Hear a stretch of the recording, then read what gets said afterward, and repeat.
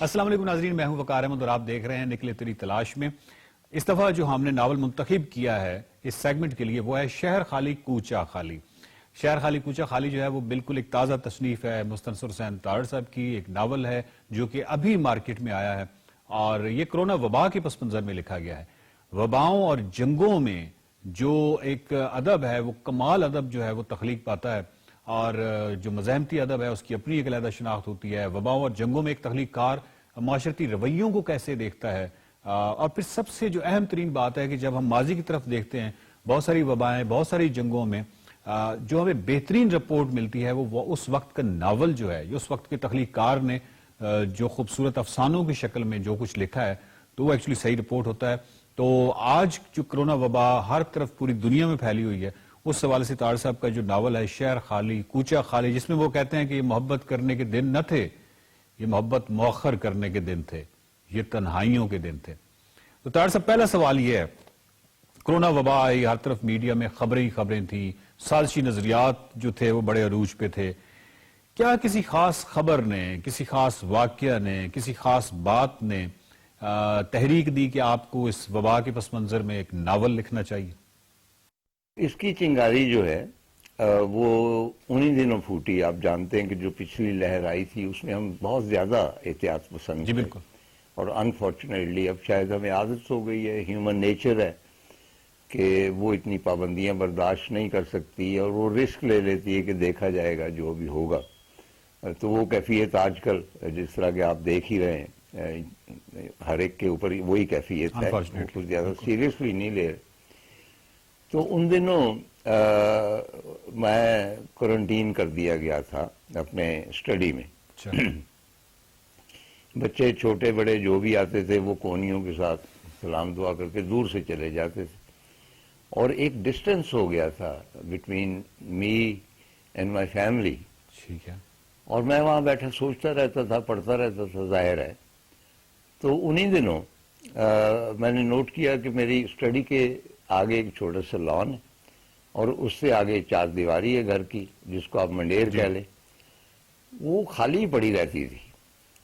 لیکن ان دنوں میں نے محسوس کیا کہ وہاں پہ پرندے آ کے بیٹھنا شروع ہو گئے، ٹھیک، اور یہ بڑی عجیب سی بات تھی۔ پرندے پہلے وہاں نہیں بیٹھتے تھے اور وہ کافی دیر بیٹھے رہتے تھے، اور انواع و اقسام کے پرندے آتے تھے، تو میں ان کو اسٹڈی کرتا رہتا، کیونکہ پرندوں کو آپ جانتے ہیں کہ بہت ہی دلچسپ ہوتی ہیں ان کی حرکات کے، کیسے ان کی چونچیں جو ہیں، یا جس طرح وہ بیٹھتے ہیں، یا جس طرح لینڈ کرتے ہیں، پوری ظاہر ہے کہ جس طرح ہم انسان کرتے ہیں ویسے ہی وہ بھی ہوتے ہیں۔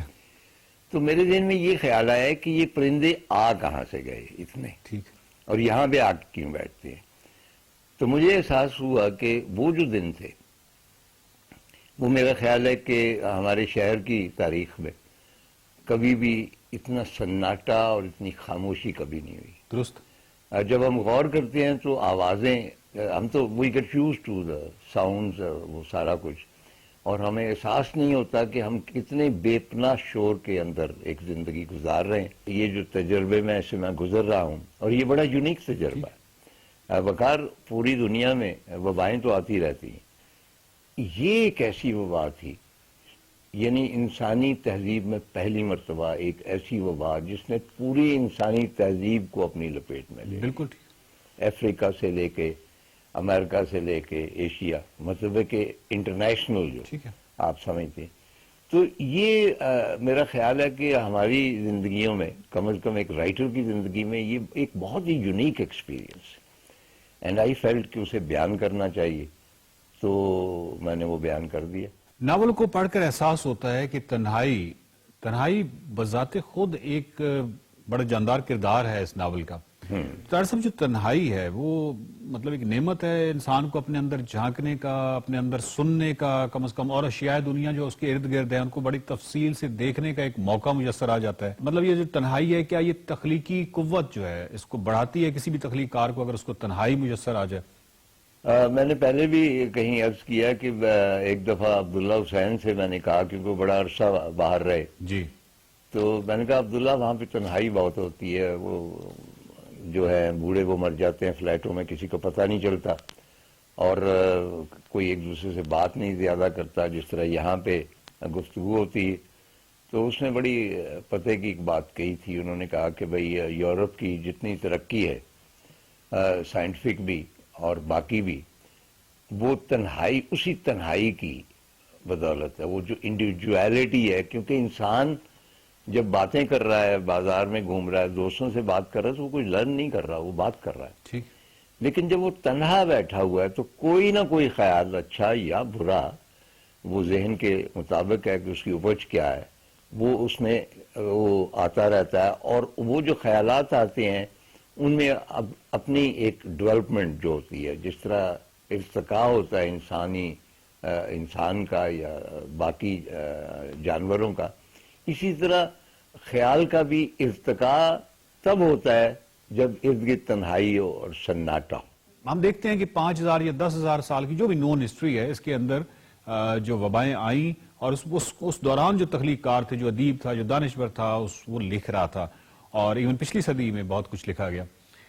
تو جو لکھا گیا وہ آپ کی نظروں سے گزرا ہوگا. وہ بہت سارے ناولز ہیں، بہت سارے اصناف ہیں. تو آج کل کے جو رویے آپ دیکھ رہے ہیں کرونا کے حوالے سے، تو اس میں کوئی حیرت انگیز مماثلت آپ کو ملتی ہے، کوئی فرق ملتا ہے؟ مطلب کیسا لکھا گیا تھا؟ جیسا کہ میں نے عرض کیا ہے کہ مطلب اس میں ناول میں بھی درج ہے. پلیگ جو ہے بہت فیمس ناول ہوا. جی. وبا کے دنوں میں محبت گارسیا مارکیز کا ہے. اسی طرح کچھ اور کہانیاں ہیں جن میں وبا کا تذکرہ ہے. جو عربک لٹریچر ہے اس میں بھی وبا کا سلسلہ ہے. تو دنیا بھر میں یہاں پہ جو اگر آپ پرانی اردو کہانیاں پڑھیں پریم چند کے زمانے میں، وہاں بھی وباؤں کا تذکرہ ہے، بنگال میں خاص طور پہ. لیکن جیسا کہ میں عرض کر چکا ہوں کہ یہ وبا جو ہے یہ ان سے ٹوٹلی مختلف ہے. وہ سب لوکل تھی. جی. اور وہ جو انہوں نے لکھا، انہوں نے لوکلائز ایکسپیرینس لکھا. ٹھیک ہے. لیکن ہمارے پاس یہ اپرچونٹی تھی، صرف میرے پاس نہیں، ایک امریکن رائٹر کے پاس بھی، ایک رشین کے پاس بھی، ایک آذربائیجانی کے پاس بھی، کہ ہم اگر اس وبا کے بارے میں لکھتے ہیں تو یہ ایک بین الاقوامی فنومینا ہے اور ایک بڑے اسکیل پہ اس کا امپیکٹ ہے. اور اس کا امپیکٹ ٹوٹلی ڈیفرنٹ ہے باقی جو وبائیں اس سے پیشتر دنیا میں پھیلی. ڈاکٹر صاحب، شہر خالی کوچہ خالی ایک ادھیڑ عمر شخص کی آپ بیتی ہے. اور وہ ادھیڑ عمر شخص جو ہے وہ ٹی وی دیکھتا رہتا ہے کیونکہ وہ تنہا ہے، وہ سیاسی تبصرے بھی سنتا ہے. لیکن وہ کہتا ہے کہ میرے پسندیدہ چینل وہ ہیں جو 24 گھنٹے کارٹونز دکھاتے رہتے ہیں. اور آپ نے اس میں لکھا کہ دراصل یہ کارٹون کردار ہی ہمارے معاشرے کے آخری ایماندار اور باضمیر لوگ ہیں. تو اس پہ کچھ تبصرہ فرما دیجئے. کارٹون کردار جو ہیں وہ آخری آنیسٹ، ایماندار اور انکرپٹیبل کردار ہیں اس معاشرے کے، کیونکہ ان کا جو بھی کریکٹر ہے وہ اس کے مطابق چلتے ہیں اور اس سے انحراف نہیں کرتے. وہ دوسروں کے ساتھ فراڈ نہیں کرتے، وہ عدالتوں میں جا کے جھوٹ نہیں بولتے وغیرہ وغیرہ. تو میں سمجھتا ہوں کہ کارٹون کریکٹر جو ہے وہ اس وقت ایک کسی ڈرامے سے یا کسی ہیومن کریکٹر سے زیادہ آنیسٹ. ڈاکٹر صاحب، آپ اب بھی کارٹونز دیکھتے ہیں؟ نہیں، میں اب اتنے نہیں دیکھتا. اچھا. کیونکہ جیسا کہ میں پھر وہ اس میں چلا گیا ہوں نا، اسی کانے نمک میں چلا گیا ہوں جہاں پہ جھوٹ کی عملداری ہے، جہاں پہ منافقت ہے، جہاں پہ مطلب ہے کہ سیاسی جو ہیں ایک شعبدہ بازیاں ہیں. کیونکہ میں ہیومن بینگ ہوں، میں نے اپنی دنیا کو واپس جانا تھا نا، میں سدا اس کوارنٹین میں تو نہیں رہ سکتا تھا. تو جب میں اس دنیا میں واپس جاؤں گا تو اس کا رنگ مجھ پہ چڑھ جائے گا. یہ مطلب بڑا قدرتی چیز ہے. میں اب بلکہ کارٹون میں دیکھتا ہوں تو میں گلٹی فیل کرتا ہوں، کیونکہ وہ کارٹون کردار آپ کو کیونکہ وہ سچ پہ ہیں، وہ جو کچھ کہتے ہیں وہ سچ کہتے ہیں. جو ٹام نے کرنا ہے، جو جاری نے کرنا ہے، یا باقی جنہوں نے کرنا ہے، ان کا طے شدہ ہے کہ وہ یہ کریں گے، اس سے انحراف نہیں کریں گے.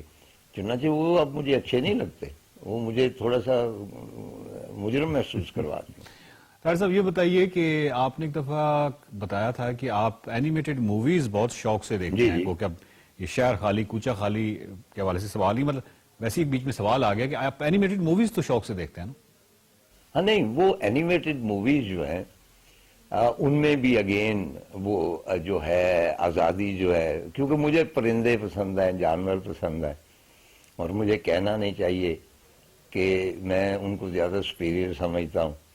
چنانچہ ریو فلم آئی تھی، آپ جانتے ہیں کہ طوطوں کے بارے میں تھی، فیسینیٹنگ فلم، اور آئس ایج وغیرہ وہ ساری میں اسی لیے دیکھتا ہوں کہ یہ جانور جو ہیں یہ بہت آنیسٹ ہیں اور لویبل ہیں، اور ان میں کہیں بھی آپ یہ نہیں دیکھیں گے کہ کسی ایک جانور نے دوسرے کو مار دیا مذہب کے نام پہ.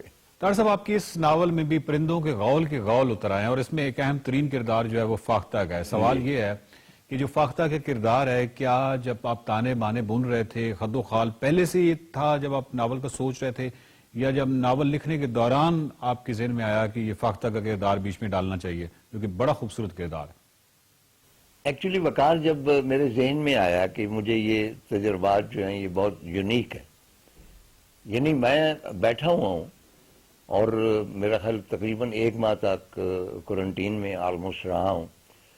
صبح جب میں سیر کرتا تھا تو ارد گرد جو مکان تھے، ڈیسولیشن ہر طرف، اور مجھے محسوس ہوتا تھا کہ یہ سارے عقوبت خانے ہیں، یہاں بھی میرے جیسے بوڑھے، کیونکہ بوڑھوں کو بہت دھمکیاں دی گئی تھیں اور صحیح دی گئی تھیں کہ بوڑھوں کا احتیاط کرنا چاہیے. میرے بچے بھی احتیاط کرتے تھے، ہماری حکومت بھی بار بار بوڑھوں کا تذکرہ کرتی تھی.